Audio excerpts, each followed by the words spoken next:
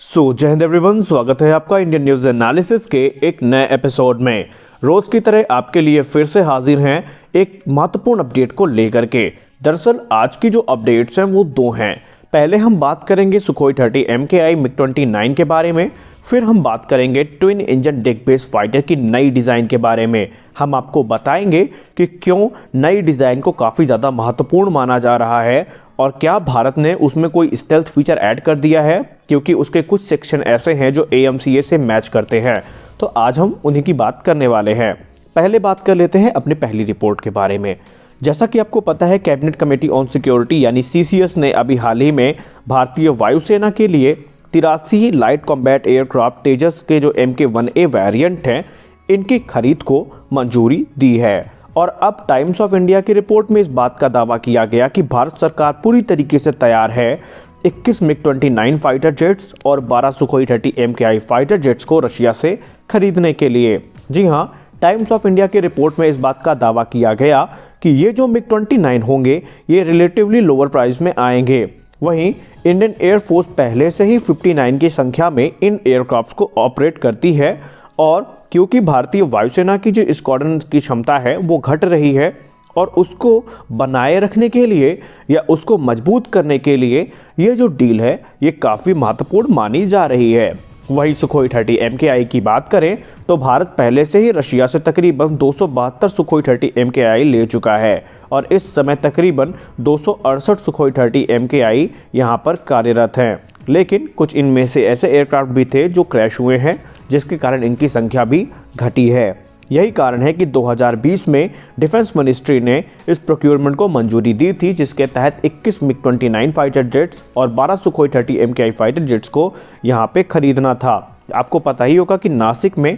Su-30 MKI की assembly Bharat already करता है, तो बहुत मुमकिन है कि ये जो एयरक्राफ्ट होंगे ये नासिक में ही तैयार होंगे। इसके अलावा जो एक बड़ा प्रोग्राम इंडियन एयरफोर्स की तरफ से रन किया जाने वाला है वो ये है कि अभी इनके पास जितने भी 59 MiG-29 फाइटर जेट्स हैं, इनके जो अपग्रेडेशन का प्रोग्राम है वो भी यहाँ पे गवर्नमेंट की तरफ से मंजूर कर दिया गया है। कहने का मतलब साफ है कि MiG-29 को अपग्रेड करने का जो प्रोग्राम है वो इसी डील के साथ साथ होगा, जिसके तहत बड़ी संख्या में भारत के MiG-29 UPG फाइटर जेट्स को अपग्रेड किया जाएगा। यही नहीं, आगे चल के इसमें कुछ बड़े निर्णय आपको देखने को मिल सकते हैं, क्योंकि इस समय 2021 की शुरुआत से ही भारत की जो डिफेंस इंडस्ट्री है इसमें काफ़ी तेज़ी देखने को मिली है, जो इस चीज़ का प्रत्यक्ष प्रमाण है कि भारत सरकार अपनी तैयारियों को लेकर के, सेना की समीक्षा को लेकर के किसी तरीके से कोई भी यहाँ पे लापरवाही बरत नहीं रही है और समय समय पर चाहे थल सेना हो, वायुसेना हो या जल सेना हो, सबका वो तैयारियों की समीक्षा कर रहे हैं,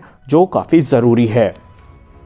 तो अब आइए बात कर लेते हैं दूसरे टॉपिक के बारे में, जिसको लेकर के आप भी बेताब होंगे, और वो है ट्विन इंजन डिग बेस्ड फाइटर की नई डिज़ाइन। दरअसल आपको बता दें कि एरोनॉटिकल सोसाइटी ऑफ इंडिया और विक्रम साराभाई स्पेस सेंटर और DRDO की तरफ से आयोजित किए गए 21वें डॉक्टर श्रीनिवासन मेमोरियल लेक्चर 2021 में DRDO चीफ जी सतीश रेड्डी ने एक वेबिनार के माध्यम से ट्विन इंजन डिग बेस्ड फाइटर को लेकर के कुछ महत्वपूर्ण अपडेट साझा की। और ये अपडेट महत्वपूर्ण इसलिए हैं क्योंकि इसमें ट्विन इंजन डिग बेस्ड फाइटर के जो इम्प्रूव डिज़ाइन है, जो उसके फीचर्स हैं, उनमें चर्चा की गई। और ऐसा माना जाता है कि अभी तक जो इन्फॉर्मेशन ये मिली है ये पब्लिक डोमेन में उपलब्ध नहीं थी, इसलिए ये जाननी ज़रूरी है। दरअसल ट्विन इंजन डिग बेस्ड फाइटर में उस प्रेजेंटेशन में ये कहा गया कि कुछ नई इम्प्रूवमेंट्स की गई हैं। इम्प्रूवमेंट्स जैसा कि आप इसके फ्रंटल सेक्शन में देख सकते हैं, इसके फ्रंटल सेक्शन को थोड़ा चेंज किया गया है और इसको इस प्रकार से डिज़ाइन किया गया है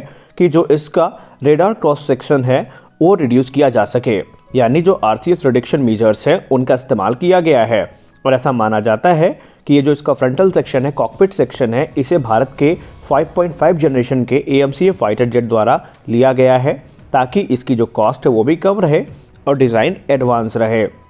अब ऐसा भी नहीं है कि इसको ऐरे गहरे तरीके से ले लिया गया हो, इसके पूरे सिमुलेशन टेस्ट किए गए, इसका वेंट टनल टेस्ट किया गया, जिसके जो परिणाम थे वो सकारात्मक थे। इसके बाद इसका जो वाइडर कॉकपिट है, इसमें कई अलग अलग फीचर्स को ऐड किया गया, यानी इसमें भविष्य के उन सारी संभावनाओं को ध्यान में रख करके डिज़ाइन किया गया है जो आने वाली है। वही नहीं, इसमें जो हमारा नया ट्विन इंजन डिग बेस्ड फाइटर होगा, इसमें इलेक्ट्रोमैग्नेटिक एयरक्राफ्ट लॉन्च सिस्टम यानी ईमेल सिस्टम के लिए जो ज़रूरी फीचर्स हैं वो भी ऐड किए गए हैं, ताकि ये हमारे भविष्य के जो एयरक्राफ्ट कैरियर होंगे उनसे लॉन्च किए जा सकें। यही नहीं, ये जो वाइडर कॉकपिट है ये पायलट को एक बेटर व्यू प्रोवाइड करवाएगा, जो उड़ान के दौरान काफ़ी मददगार होता है। और इसके लिए इसके लैंडिंग गियर्स में बहुत सारे चेंजेस किए गए हैं। इसके कॉकपिट की विजिबिलिटी को ध्यान में रखा गया है। यही नहीं, twin engine Dick base fighter की जो डिज़ाइन है वो एक डेल्टा विंग डिज़ाइन है, और पहले जो डिज़ाइन हमारे सामने रखी गई थी ये डिज़ाइन उससे कई मामलों में थोड़ी बड़ी है, और ये इसको अलाउ करेगी ज़्यादा फ्यूल और वेपन्स कैरी करने के लिए। क्योंकि जैसा कि इस समय आप देख सकते हैं, इसका जो फुल साइड विंग सेक्शन है वो काफ़ी ज़्यादा यहाँ पे बड़ा दिख रहा है, और आप यहाँ पे ये भी देख सकते हैं कि यहाँ पे फोल्डिंग विंग्स का ऑप्शन दिया गया है, जो कि भारत के एयरक्राफ्ट कैरियर और जो Russian manufactured aircraft carrier INS Vikramaditya है उससे भी इसको ऑपरेट करने में मदद प्रोवाइड करेगा। क्योंकि आपको पता होना चाहिए कि जो आईएनएस विक्रमादित्य के लिफ्ट और हैंगर्स हैं उनको रशियन मेड मिग-29 के फाइटर्स के हिसाब से डिज़ाइन किया गया है, और फोल्डिंग विंग्स मदद करते हैं फाइटर एयरक्राफ्ट को एयरक्राफ्ट कैरियर में आसानी से रखने के लिए। क्योंकि फोल्डिंग विंग की मदद से जो इसका एरिया होता है वो कम हो जाता है, जिससे कम जगह घेरते हैं ये एयरक्राफ्ट, और इससे अधिक से अधिक एयरक्राफ्ट रखने की जो संभावना है, जो जगह है वो वहाँ पे बच जाती है। यही नहीं, इस नई डिज़ाइन में जैसा आप देख पा रहे हैं यहाँ पे क्लोज कपल्ड कैनार्ड भी दी गई हैं, जो कि लो स्पीड में इसको एग्रेसिव मनूवर करने के लिए यहाँ पे अलाउ करेंगी। या अगर हम ये कह सकते हैं कि एयरक्राफ्ट में लैंडिंग करते समय जो लो स्पीड में इसके कंट्रोल है वो काफ़ी ज़्यादा इन्हेंस हो जाएंगे, और पायलट को कोई ख़ास दिक्कत का सामना करना नहीं पड़ेगा। वहीं इस प्लेन का जो मिड सेक्शन है उसको भी थोड़ा बड़ा किया गया है, और उसमें कुछ ज़रूरी अपग्रेड्स है वो किए गए हैं। हालांकि उनको लेकर के अभी कोई खास इन्फॉर्मेशन नहीं दी गई कि वो अपग्रेड किस प्रकार के हैं, लेकिन जिस प्रकार डीआरडीओ चीफ ने ये कहा है कि इस एयरक्राफ्ट का जो मैक्सिमम टेक ऑफ वेट है अब वो 24 टन से बढ़कर के 26 टन हो चुका है। जी हाँ, पहले हमें ये बताया गया था कि जो twin engine Dick base fighter का मैक्सिमम टेक ऑफ वेट है वो 24 टन है, लेकिन अब वही मैक्सिमम टेक ऑफ वेट तकरीबन 26 टन के आसपास हो चुका है।